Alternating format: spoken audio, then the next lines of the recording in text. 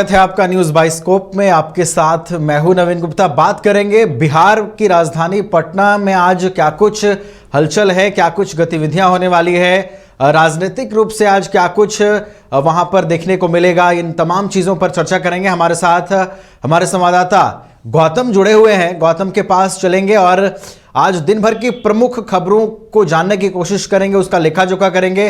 गौतम, आज क्या कुछ खास रहने वाला है राजधानी पटना में, कई अगर हम मायनों में देखें तो? पूरे देश की निगाह मुख्यमंत्री नीतीश कुमार के ऊपर है कि वो आज दिल्ली जाएंगे।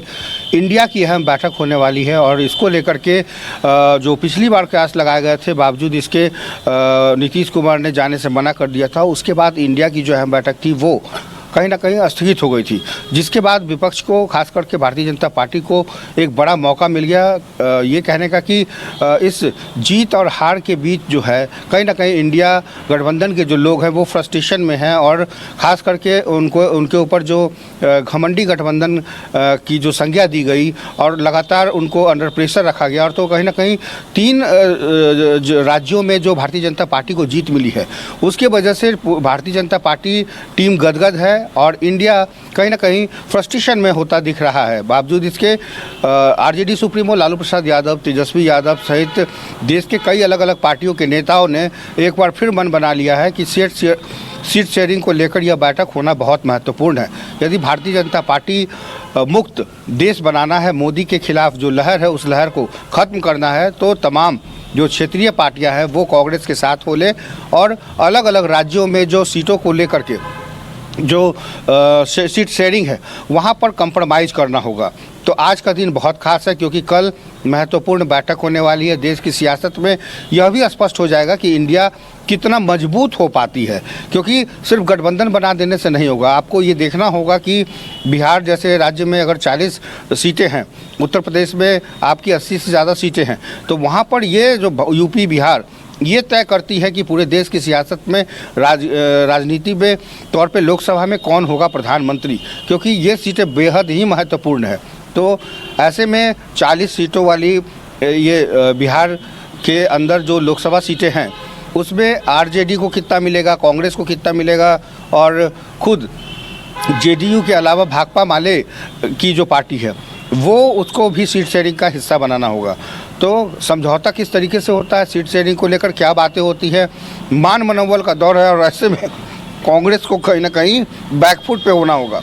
यदि वो अपने आप को राष्ट्रीय पार्टी समझेगी, वो ये कहेगी कि हम 40 में यहाँ ज़्यादातर सीटें लेंगे, तो ये होने वाला बात नहीं है, ये बिल्कुल ही नामुमकिन है। यहाँ बिहार में लालू प्रसाद यादव और नीतीश कुमार तय करेंगे कि कांग्रेस को कितनी सीटें मिलेगी। इसी तरीके से परिस्थितियाँ दूसरे राज्यों में अलग अलग हैं। तो कुल मिलाकर कह सकते हैं कि आज का दिन बहुत खास है। इस पर भी नेताओं की जो रिएक्शन है वो देखने को मिलेंगे।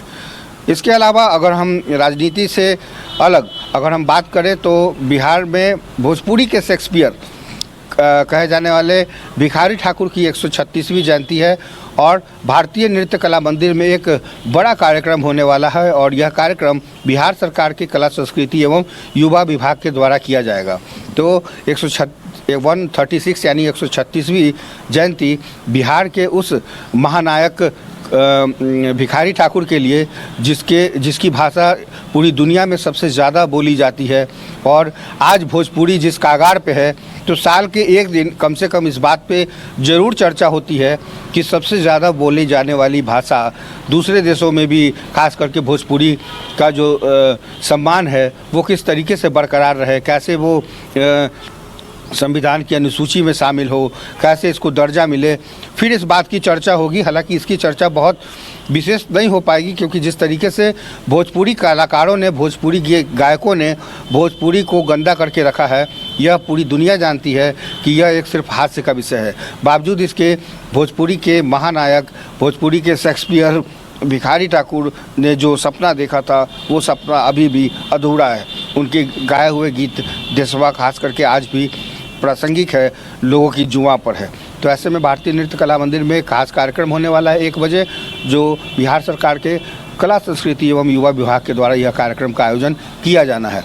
इसके अलावा अगर हम पर्व त्योहारों की बात करें तो राम कलेवा कार्यक्रम विवाह पंचमी के पावन अवसर पर किया जाता है, जहां लगभग सभी मंदिरों में आज राम कलेवा का कार्यक्रम का आयोजन किया जाएगा। भगवान राम की पूजा की जाएगी। चूँकि आपने देखा कि नेपाल में किस तरीके से जानकी का जो स्वयंवर है वो रचाया गया, 10 लाख से ज़्यादा श्रद्धालुओं ने इस स्वयंवर को देखा है। तो पूरे देश में यह राम कलेवा के रूप में जाना जाता है और इस पावन अवसर पर अलग अलग मंदिरों को सजाया गया है, संवारा गया है।